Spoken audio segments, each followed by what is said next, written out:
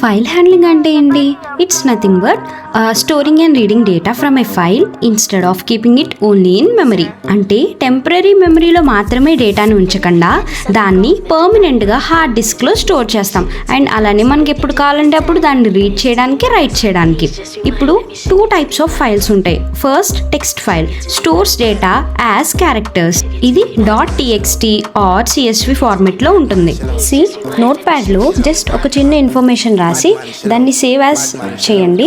ఇప్పుడు మీకు ఆ ఫార్మెట్ చూసారా, .txtలో ఉంది.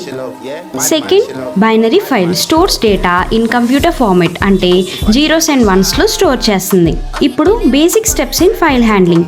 ఫస్ట్, ఓపెన్ చేయడానికేమో F open, read and write చేయడానికేమో scanf, F printf, getS, putS, read, write చాలా ఉంటాయి.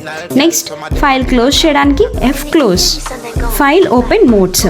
R అంటే రీడ్ చేయడానికి, W రైట్కి, A అపెండ్ చేయడానికి అంటే ఎక్స్ట్రా ఇంకో డేటాని యాడ్ చేయడానికి.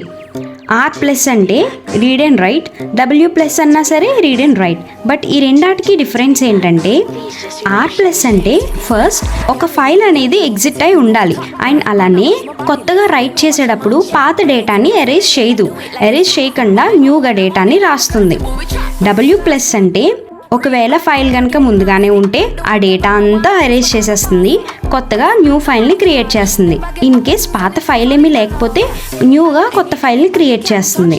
A+ రీడ్ చేసి అపెండ్ చేస్తుంది. ఇప్పుడు సింపుల్ ప్రోగ్రామ్. ఫస్ట్ నేను ఫైల్ FP అని తీసుకున్నాను. F ఓపెన్ చేశాను data.txt ఈ ఫైల్ని. ఇక్కడ ఏం చేశాను, ఓపెన్ ఫర్ రైట్ చేయడానికి నేను ఓపెన్ చేశాను. అండ్ ఇందులో ఉన్న నా డేటా ఏంటి, హలో నాస్వా. నెక్స్ట్ క్లోజ్ చేస్తాను. ఇందాక రైట్ చేయడం అయిపోయింది, ఇప్పుడు రీడ్ చేయడానికి ఓపెన్ చేశాను. అండ్ నాకు కావాల్సిన డేటా ఏంటి, ఫైల్ సేస్ %s. ఆల్రెడీ నేను ఇందాక హలో నాస్వా అని ఇచ్చాను కదా, అది నాకు ఇక్కడ ఆ లైన్లో రావాలి. అగైన్ మళ్ళీ క్లోజ్ చేశాను. ఇప్పుడు నా ఫైల్ కంటెంట్ ఏంటి, హలో నాస్వా. నేను ఆల్రెడీ ఇందాక ఇచ్చాను, అది కంటెంట్. ఫైనల్గా అవుట్పుట్ ఏంటి, ఫైల్ సేస్ హలో నాస్వా. ఇంకా ఈ ఫైల్ హ్యాండ్లింగ్ గురించి డీటెయిల్ నోట్స్ కావాలి అంటే ఛానల్ని ఫాలో చేసి D16 అని కామెంట్ చేయండి. లింక్ మీడియంలో ఉంటుంది.